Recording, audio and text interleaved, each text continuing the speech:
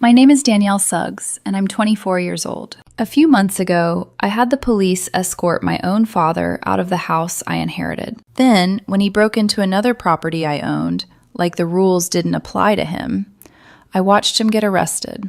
If you'd told me 5 years ago that I'd be standing in a driveway, holding property records in one hand while an officer cuffed the man who raised me, I would have called you dramatic. Now I know the real drama is thinking family loyalty is a legal document. People hear inherited house and their eyes get weird. Like it must have been easy. Like the money fell into my lap and I just turned cold. They don't see the cost. They don't see how grief can be used as leverage. How silence can be a weapon. How entitlement doesn't show up screaming at first. Sometimes it shows up smiling and calling you sweetheart, while it steals your space inch by inch. It all started when I was 15. My mom died and the world became this muted, underwater place where every sound felt far away. I remember the smell of the hospital, the way my dad's hands shook when he signed papers, the way I kept thinking she'd call me baby again if I just waited long enough. I didn't get long. 3 months after the funeral, my dad, Glenn, told me we needed a fresh start. That's what he called it. A fresh start. Like my mother was a stain we could scrub out if we worked hard enough. He introduced me to Carmen like she was a cure. Carmen was 47, sharp lipstick, sharp voice, sharp opinions. She hugged me too tightly the first time we met and said, "We're going to be such a happy little family." I smiled because I didn't know what else to do. Carmen moved in and immediately began rearranging the house like she was staging it for a showing. The couch moved. The photos disappeared. My mom's throw blanket that always lived over the armrest, gone. I asked my dad where it went, and he shrugged like it was a mystery the universe had handed him. "She's just trying to help," he said. That sentence became the soundtrack of my teenage years. Carmen threw away my mom's clothes without asking. She called it clearing space. She boxed up my mom's jewelry and said it was too painful to keep staring at. She switched out my mom's floral curtains for stiff gray ones, like she was putting the entire house into mourning. But not for my mother. For the version of us Carmen wanted. One night I woke up thirsty and went to the kitchen. I froze in the hallway because the glow from my bedroom spilled out like a warning. Carmen was sitting on my bed. My phone was in her hands. She was scrolling. 2 a.m, my texts, my photos. The last voicemails from my mom that I couldn't delete because I needed to hear her voice when I felt like I was losing my mind. My dad was standing behind Carmen, barefoot, sleepy, but awake enough to understand what was happening. I looked at him, waiting for him to say, "Stop." He didn't. Carmen didn't even flinch. She just kept scrolling like I was an object she'd purchased and was now inspecting for defects. "You're hiding things," she said. I didn't scream. I didn't cry. I just felt something inside me go quiet, because that was the moment I realized my dad wasn't going to save me from her. So I called the only person I trusted, my grandpa, Rex, my dad's dad. He was a retired judge with a 5-bedroom house and the kind of calm presence that made you feel like you could breathe again. When I asked if I could move in, he said yes immediately. "Bring whatever you need," he told me. "You'll have a room here, Danielle. You'll have peace." I moved in with a duffel bag and a heart full of bruises. Grandpa Rex didn't pry. He didn't force me to talk. He just made space for the truth to land when I was ready. And when I was ready, he started teaching me. Not lectures, lessons. He taught me how to read a contract, how property taxes worked, why a signature mattered, why "but we're family" never belonged in court. People who rely on guilt, he said once, tapping a folder with 2 fingers, are usually hiding the part that doesn't benefit them. I didn't realize how prophetic that was until later. When I was 17, Grandpa Rex died suddenly. No long goodbye, no warning, just a phone call that made my knees buckle. At the will reading, my dad sat stiff as a board. Carmen held his arm like she was bracing him for impact. Then the lawyer said my name. Everything Rex owned, his house, 2 rental properties, and a chunk of cash, was left to me. My dad got nothing. Carmen's nails dug into my dad's sleeve so hard I thought she'd tear it. My dad's face went red. Not grief red, rage red. "That's not right," he snapped. "I'm his son." The lawyer didn't even blink. "The will is clear," she said, "and it's legally airtight." Then she played the video Rex left behind. Grandpa Rex looked straight into the camera, calm as ever, and explained why he did it.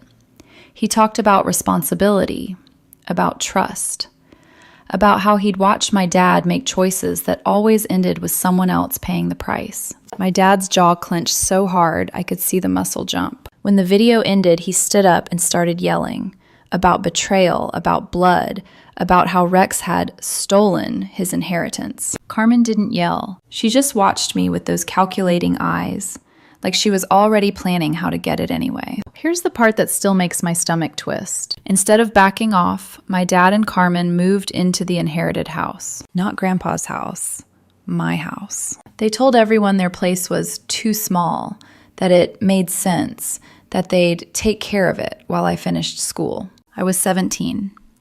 Still technically a minor, still trying to keep my world from collapsing. So I agreed, but I set rules. They were not allowed in my bedroom. They were not allowed in Grandpa Rex's office. My room had my personal things. Grandpa's office had documents, property records, and the last traces of him I couldn't bear to see disturbed. My dad nodded like it was reasonable. Carmen's smile was thin. When I turned 18, I left for college out of state and tried to build a life that didn't revolve around them, and I did. I paid every tax bill, every repair, every maintenance expense. They lived there rent-free for 9 years. While they played homeowners, I quietly built a portfolio, one property at a time, using rental income and the discipline Rex drilled into me. By 22, I owned 6 units. By 24, 8. Everything worked. Until last month. I was mid-inspection on one of my rentals when my dad called. I expected a water heater problem. Instead, he said, like he was giving instructions to staff, "You need to clean out your room this weekend. We're giving it to Carmen's daughter." I stopped walking so abruptly, my heel scraped the concrete. "My room?" I repeated. "Yes," he said. "Becca needs stable housing. She's fighting for custody. Your room is the biggest." My brain snagged on one word. Who is Becca? He sounded annoyed that I didn't already know. Carmen's daughter, from her first marriage. I felt cold spread through my chest. In 9 years, Carmen had never mentioned having a daughter. Not once. And now, suddenly, this invisible person mattered enough to take my space. 9 years, I said slowly. You've lived in my house for free for 9 years, and now you're giving away my bedroom to someone I've never met. My dad's voice sharpened. Stop being selfish. This is family. I could hear Carmen in the background, whispering like a director feeding lines. I swallowed, hands shaking. Do not touch my room, I said, and do not go into Rex's office. If you do, I will evict you. Silence. Then my dad's tone changed, lower, uglier. You can't evict family. We have rights. We've been here 9 years. You have the right to find your own place, I said. Don't test me. That's when he dropped it. We sold our old house years ago, he admitted, to pay off debt. We don't have anywhere else to go. My stomach flipped. So this wasn't a request. It was a trap. They had nowhere else, and they were going to make that my problem by taking what was mine, room by room, until there was nothing left of me in my own house. I hung up. That night, I called my lawyer. The next morning, we drove to the house to serve eviction papers the legal way. Clean, official, undeniable. I was nervous the entire drive, rehearsing what I'd say to my dad's face. I walked up the driveway, stood at my own front door, and slid my key into the lock. It didn't turn. I tried again. Nothing. My lawyer's eyes flicked to mine, and the truth hit me like a slap. They changed the locks. My father had locked me out of my own house. I pounded on the door until he answered. He didn't open it. He spoke through the wood like I was a stranger.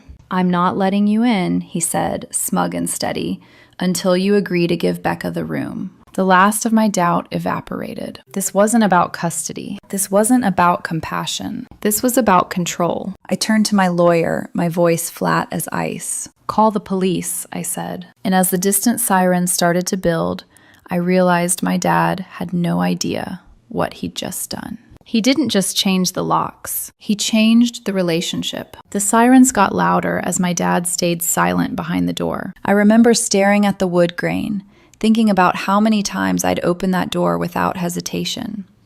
How I used to run up those steps as a kid, backpack bouncing, never once wondering if I belonged there. Now I was locked out like a nuisance. My lawyer stood beside me, already pulling property records up on her phone. She didn't look surprised.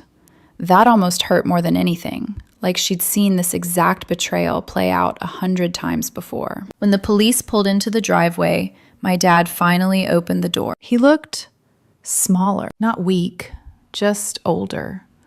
Like the years of entitlement had finally started catching up to him all at once. Carmen was behind him, eyes red but alert, clutching her phone like she was ready to record something if it went her way. And sitting on the couch, stiff as a mannequin, was a woman I'd never seen before. Becca. She was mid-30s maybe, with nervous energy written all over her. She kept checking her phone, fingers twitching, like she didn't know what to do with her hands. So this was the woman who was supposed to take my room. The officer listened calmly as my lawyer explained the situation, showing him the inheritance documents, the deed, the tax records, everything that proved the house belonged to me. My dad crossed his arms. "We've lived here 9 years, he said. That has to count for something." "Do you have a lease?" the officer asked. "No," my dad snapped. "We're family." The officer didn't even blink. "Do you have any written agreement that grants you ownership or tenancy rights?" Silence. My dad shifted, then tried again. "My father promised me the house, verbally." The officer tilted his head slightly. "Do you have documentation of that promise?" "Nothing."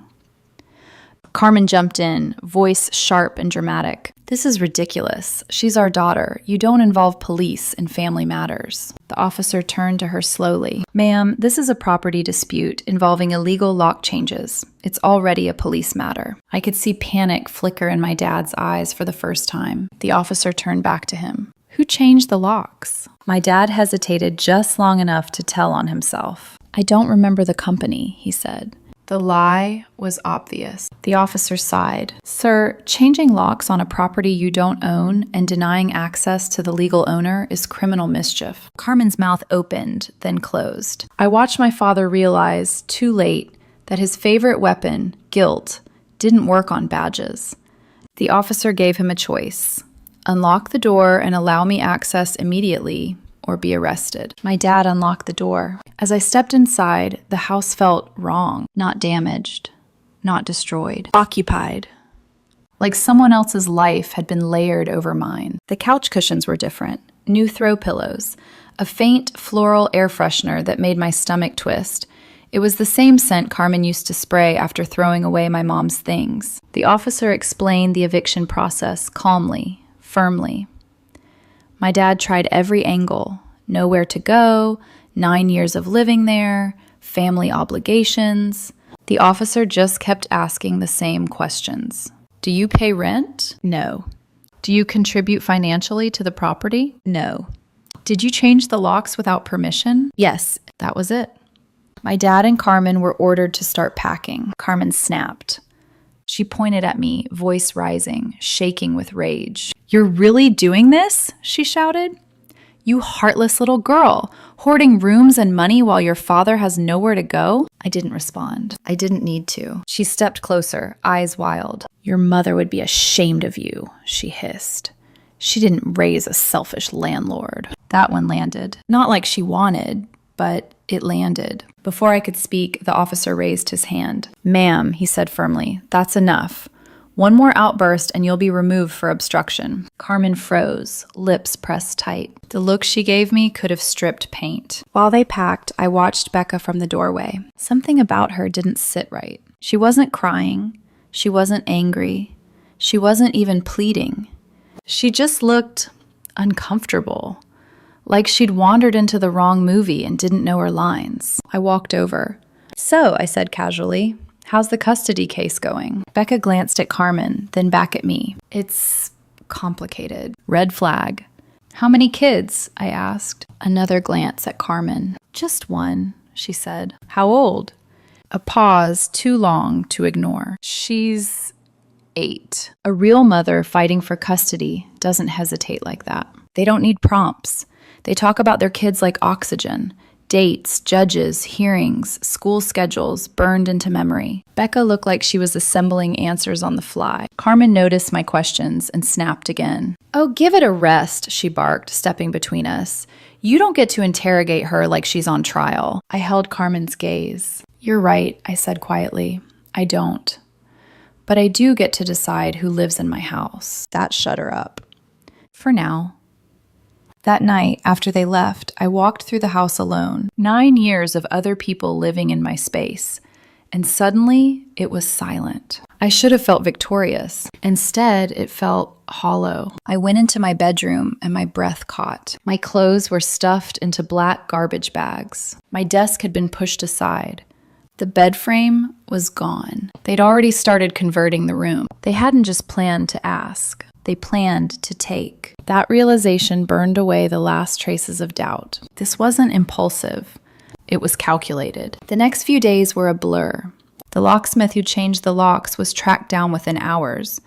Turns out he hadn't verified ownership. Basic professional negligence. When he realized what he'd done, his voice shook on the phone. He begged me to drop the charges. Talked about his kids, his mortgage, his livelihood. I felt bad for about 10 seconds. Then I remembered standing locked out of my own house while my father smirked through the door. I pressed charges. The licensing board suspended the locksmith.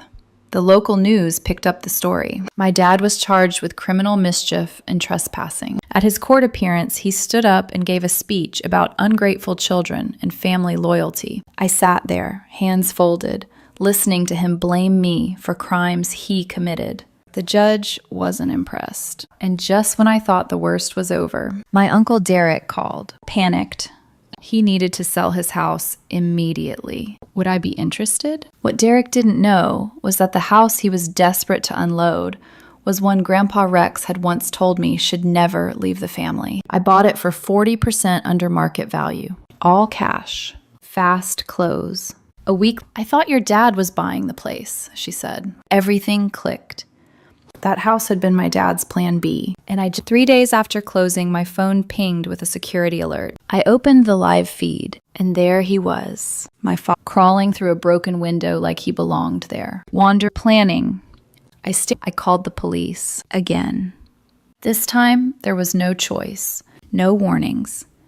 No bail. As they let him out, I realized something chilling. My dad didn't see my properties as mine. He saw them as his. And in his mind, I was just the obstacle. Watching my father get arrested the second time didn't feel like shock. It felt like confirmation. Like the universe finally stopped asking me to give him the benefit of the doubt and just showed me the truth in high definition. The officers didn't rush him this time. They already knew his name. They already had the file pulled up before they even reached the front door. He tried to explain. Of course he did. "This is my family's house," he said, voice cracking in that way that used to work on me. "My daughter bought it for me. There's been a misunderstanding." The officers asked him for proof. He had none.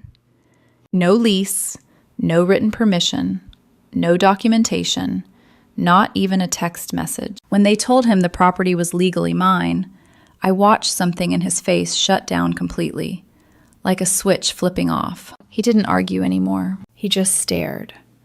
Because this time, there was no loophole, no guilt angle, no emotional hostage situation. This time, the court decided there would be no bail. 2 incidents in 2 months. Breaking and entering, criminal mischief, prior charges pending.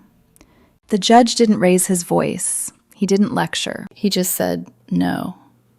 And that was it. While my dad sat in county waiting for his next hearing, the rest of the family activated like a hive. Calls started pouring in from relatives I barely recognized. People who hadn't asked how I was doing in years suddenly had very strong opinions about my character. Aunt Susan left me a voicemail about forgiveness and Christian values. Uncle Mike asked if I was really going to let family end up homeless over property. Every conversation followed the same script. I was the villain. My dad was the victim. And somehow the solution always involved me giving up something.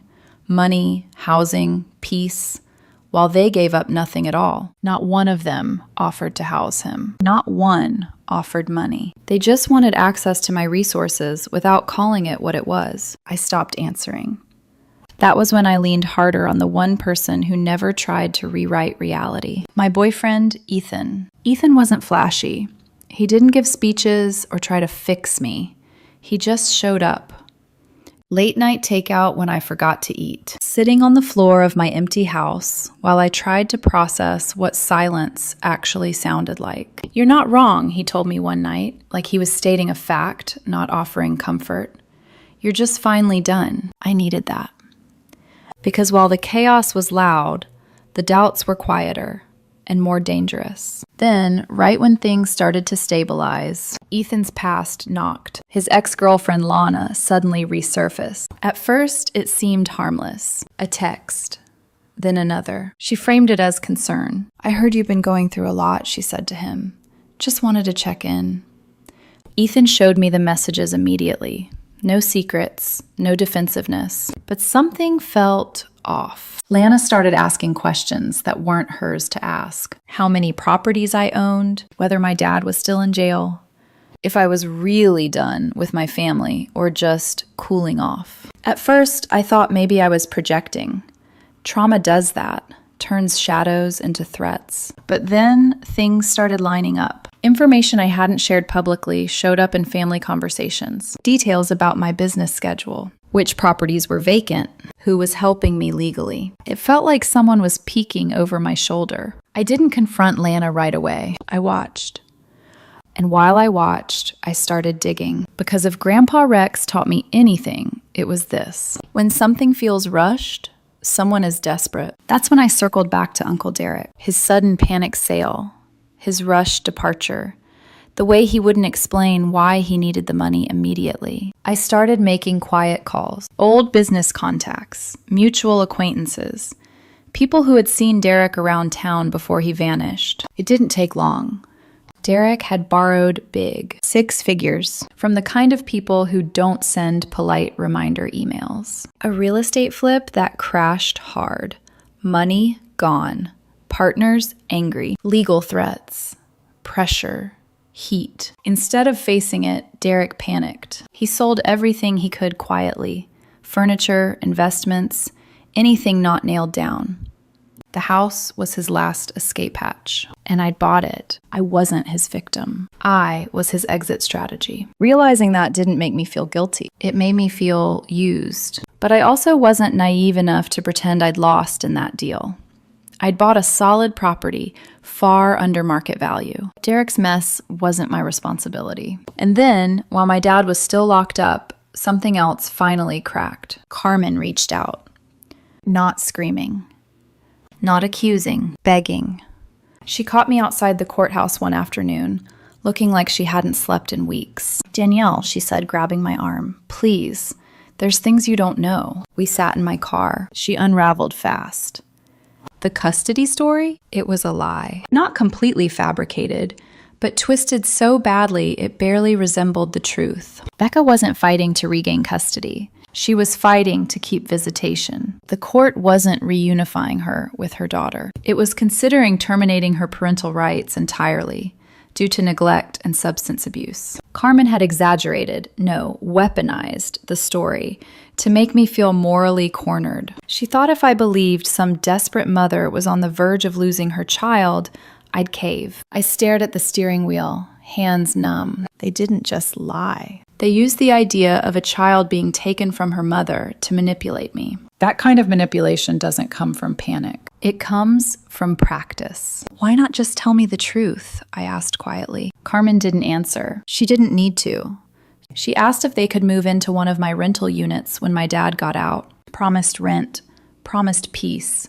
Promised they'd changed. I told her all my units were occupied. That wasn't true. But the lie felt cleaner than the truth. Then my dad got released. 2 days later, he showed up at my workplace. He stormed into the lobby yelling about stolen inheritance and ungrateful children, demanding to see me. Security rushed in. Clients stared.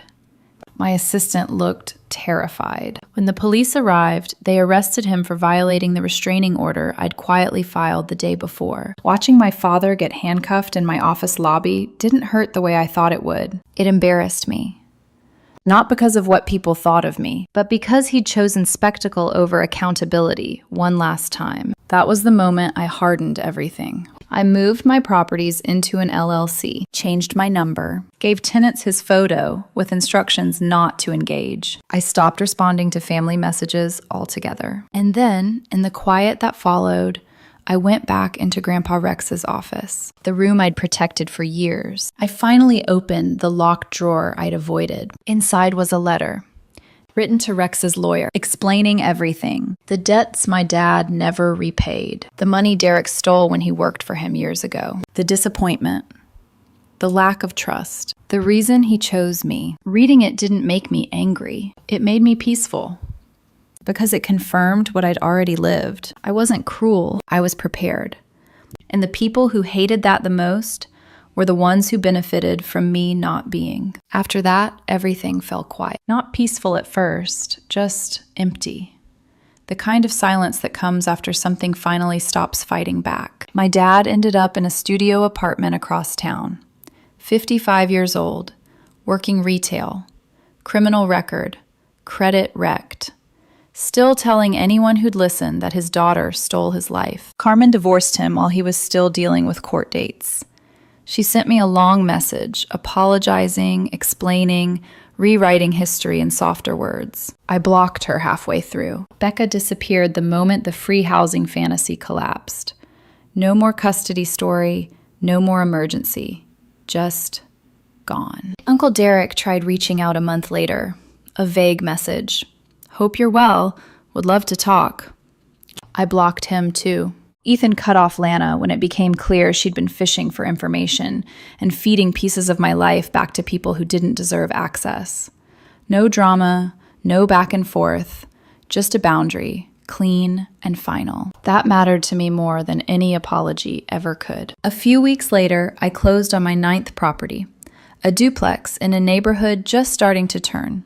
Strong numbers, clean tenants, solid future. Sometimes people still look at me funny when they hear the story. They hear, she called the police on her own father, and their faces tighten like they've already made up their minds. I let them. Because they didn't see my clothes in garbage bags. They didn't hear my bedroom being reassigned like I was already gone. They weren't locked out of their own house and told compliance was the price of entry. I was. This Thanksgiving, Ethan and I hosted dinner at my place. A few friends, no speeches, no tension. No one asking for anything they hadn't earned. At one point, I stood in the kitchen, watching people laugh around a table I paid for, in a house I protected, with a life I built carefully, on purpose. And I thought about Grandpa Rex, how he used to say, the hardest boundaries are the ones that save you. He was right. I didn't win because I was ruthless. I won because I stopped letting guilt pretend it was love.